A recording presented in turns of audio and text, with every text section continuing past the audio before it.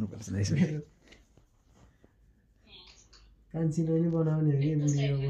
अरू को रोज्न दुख्दैन है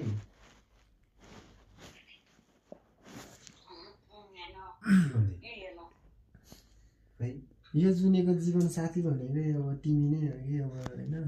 त्यही भएर भने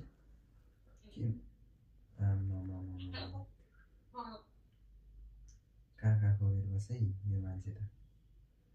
त्यस्तो छैन हौ कान्छी त्यस्तो बोल्ने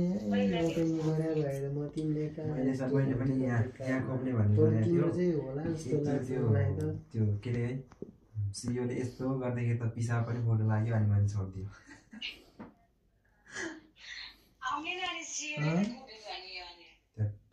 दुख्छ आपुई